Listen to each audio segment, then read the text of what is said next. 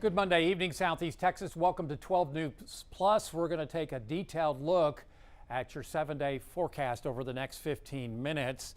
Right now, we're looking at clear skies. Some high cloudiness coming in from the west across Southeast Texas, and we'll see those clouds gradually increase overnight. Over at the Horseman Store, already down to 43 degrees. This happens a lot when you have clear skies and also very dry air mass. 49 in downtown Beaumont at Packard LaPrade. And again, we should see a lot more cloud cover as we head towards tomorrow. It looks like a gray day across the area. A little bit of ragweed showing up today on the allergy report, still at moderate levels, not terrible, but I guess any bit of ragweed is not something we want to look forward to. At low levels of grass, pollen, and mold showing up across Southeast Texas. So here's the plan: a frosty, cold night across Southeast Texas, and it may be a chilly gray day coming up on Tuesday. Slight chance, we'll give it a 30%, 20 to 30% coverage coming up of showers on Wednesday and Thursday. It looks like very light rainfall amounts, not anything severe or anything heavy. As a cold front comes in on late Thursday, that'll mean a beautiful Friday and a reduction in temperatures. The sun comes back. We're back in the 40s for lows and highs in the 60s. Then we start to warm things up, and I won't say it's air conditioning weather this weekend, but it's kind of looking that way as moisture levels will be increasing, and it looks very spring-like coming up this weekend. Right now, don't have any rain in the forecast. We'll readdress that in the next couple of days, but right now it looks fairly dry this weekend. Mid-20s lakes, and I'm not so sure about that in Beaumont. Certainly the upper 20s to around 30 here in the Triangle. Now, these are the airports, and they always run cool in this kind of situation. I'll say they're close, but mainly the upper 20s is what happened this morning. So tomorrow morning, I think this is a little bit, well, it's just very early to tell. It just depends on how thick the cloud cover is. 31 seems reasonable at this time up in the lakes area, and just above freezing, maybe closer to 34 along I-10. So roughly around I-10 northwards through Silsbee, Hardin County, Jasper, Newton counties, and back over towards Tyler, you should see some patchy frost. I don't think it's going to be a heavy frost, but the air is still dry, and so may not see widespread frost tomorrow morning. Regardless, you're going to need to bundle up across the area this evening and tomorrow morning across Southeast Texas. You can leave the rain gear at home. So for tomorrow, it's going to be a tough forecast as far as we were going to see east to southeast winds, and that's going to recirculate that colder air from our east back into our area.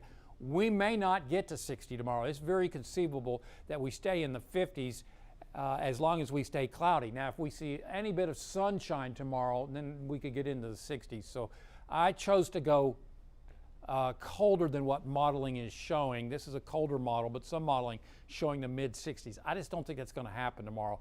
We'll go with the mid-30s here in Beaumont, and maybe around 60 tomorrow if we can get a little peaks of sun every now and then. But just prepare for a cold day coming up tomorrow. Not as cold as today, and I don't think we're going to see 60s up in the lakes area. I could be wrong, but we're looking at a lot of clouds tomorrow, and it looks like right around freezing, just below that, maybe 30, 31 up in the lakes, and staying into the mid to possibly upper 50s because of that deck of cloud cover that we're expecting across our area. As far as rainfall, 20 to 30% coverage. I don't think it's going to be that much of a big deal. It looks light, but as we head towards Thursday afternoon, that front comes through, and then by Friday, dry weather, dry air mass, and then the weekend. Right now, it does not look like we're going to see any rain. We become much more unstable, but there's nothing to trigger it. No disturbances, no fronts, so we'll go with dry weather right on through the weekend. In fact, we see a ridge of high pressure building over us as we head towards Sunday and Monday, and that'll be really warming us up. So this is a European model. It's usually the wetter model, and it's showing a fifth of an inch or less over the next 7 days, and a lot of that is Wednesday and Thursday across Southeast Texas. So it does not look like anything severe. We have seen an improvement on the drought across Southeast Texas. We still have a surplus, I should say, just over a third of an inch, and I don't think we're going to see enough to see that surplus survive through the week. We may start seeing a deficit in rainfall amounts since December across southeast Texas. So tomorrow we don't expect any issues as far as wildfire threat because of the recent rains that we saw day before yesterday. So can you make out the counties in southeast Texas? There's Jefferson, Orange County, Tyler County. These numbers, when they're low like they are right now, you have browns. There's not a lot of moisture in the air. It's very dry Arctic air mass, that modified Arctic air mass that moved into our area. Now watch what happens. You'll see these numbers go up as we head towards tomorrow, and we move from browns into the greens. Why is that important? We track moisture. Those numbers also go up. When you have increasing amounts of moisture in the atmosphere, you're able to create clouds. Today it was bone dry, and what did we see? Sun.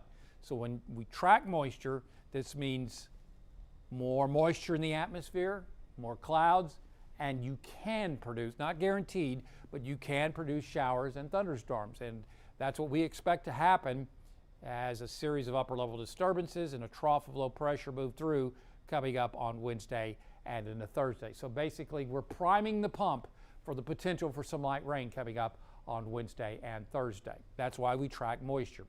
So I've color enhanced high cloudiness, kind of a blue. That's not rainfall, but that's high level cloudiness coming in from the west. And we're going to see that thicken up as we go through overnight. Already down to less than 40 up in the lakes area, and the 40s, at least at the airports here in the Triangle. So already on the way to a cold night across southeast Texas. Again, as I said, on the ground, you can see the dew points are very low. And that's telling us that the atmosphere is dry. It's incapable of producing rainfall, especially when you don't have any clouds. And that will likely change coming up tomorrow. So temperatures across East Texas are colder than they are up in Amarillo. Look at that. And we're further south. Why? Because we're closer to the area of high pressure that's moving over towards Louisiana. They've already started seeing a southeasterly wind off the Gulf, and that is warming things up into West Texas. And we'll be seeing that as we head towards, say, Wednesday and especially Thursday. So temperatures are running 5, 10, even almost 20 degrees warmer in West Texas because of that return flow across South and West Texas at this time. So again, cold high pressure moving away from our area. East Texas Lakes area showing up very nicely. You can see, look at that. There's Livingston, Danby, San Rayburn. This is thin high cloudiness, but it does thicken up as you go towards West Texas as we get Pacific moisture moving on in. So as this high moves away, we'll begin seeing more east and then southeasterly winds as the disturbance comes in on Wednesday. Then we'll be watching a disturbance coming in from the northwest. It's a 1-2 punch basically. It's not a punch, but lack of a better way of defining it. A second disturbance comes on in, and that'll drag our cold front and push all this off to the east. So that's the plan. Here's the first, what we call southern stream. And this southern stream disturbance is what's going to cause the slight chance of showers coming up on Wednesday. Now the northern stream disturbance is in the East Pacific, way off to the north and east. That will lock up and they will sequence together and push all this out as we head towards late Thursday into Friday. So ridge of high pressure, dry weather over us now. Here's the southern stream that I just showed you that's over California. This is what's going to bring us the chance of showers on Wednesday. Then we'll be focusing for a disturbance coming in from the northwest that will help push this on off towards the east. See it right there? You see it? That pushes us on off to the east, and we'll see a drier air mass as we head towards Friday. But that second disturbance coming in on Thursday will give the chance of showers with the front across southeast Texas. Then we get a zonal flow as we work on into Sunday, and that means warming temperatures. And look at this, even a ridge of high pressure begins to build over the region as we head on into Sunday into Monday. And that means very mild temperatures are expected as we head on in towards the Christmas week. So looking at tonight, high clouds start thickening up. It's a race to get to 31, 32 up at the lakes area, maybe 30. And at the same time, counteracting that is the thickening high cloudiness. Then in the triangle, I like about the mid-30s along I-10, maybe closer to the upper 30s to around 40 in Port Arthur. So then tomorrow, I don't see a lot of sun.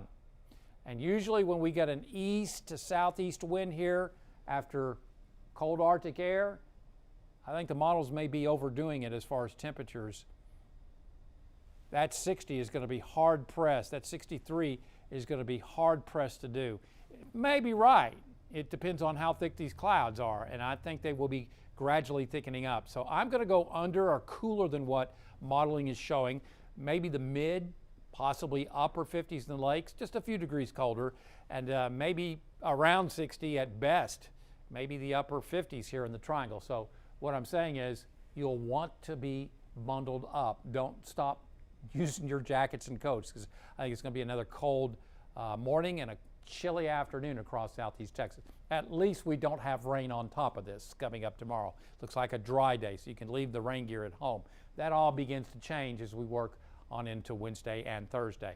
So on the Gulf tomorrow, looking at mostly smooth seas around a foot and easterly winds at 5 to 10 knots. Only one high tide tomorrow. It's being passed at 3:18 p.m. Sunrise at 7:03 and sunset at 5:18 p.m. So tonight, increasing cloudiness, frosty, certainly from Interstate 10 northward. So if you put your plants back out today, you're going to have to put them back up tonight. So maybe as cold as 30, 31, 32 in the lakes area, not far behind, but above freezing along the I-10 corridor. As you get closer to Mid-County and Port Arthur, mid to upper 30s there, as calm winds are expected. So tomorrow, jackets and coats continuing, cloudy to mostly cloudy. We'll go mid-50s. Again, it could be warmer than what I have, but I want you prepared for chilly conditions tomorrow and maybe 60 in the triangle. The rain does not appear to come into the forecast until Wednesday and Thursday. So let's take a look at that. It looks like light stuff as that southern stream disturbance comes in on Wednesday, and then as the front comes in on Thursday, we'll see about a 30% coverage. Again, this is light stuff, and it looks like dry weather for Friday. Little cooler, as you can see. Back down into the mid-40s after highs into the mid-70s on Thursday. So a nice warming trend as we head towards Wednesday and Thursday. Those south winds return, and then the front comes through.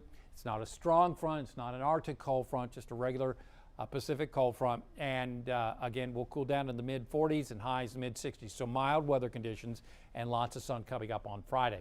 South winds return, and I showed you as that ridge of high pressure begins to envelop our region and dominate our area's weather. We'll see cloudy, foggy mornings and partly cloudy, warming afternoons.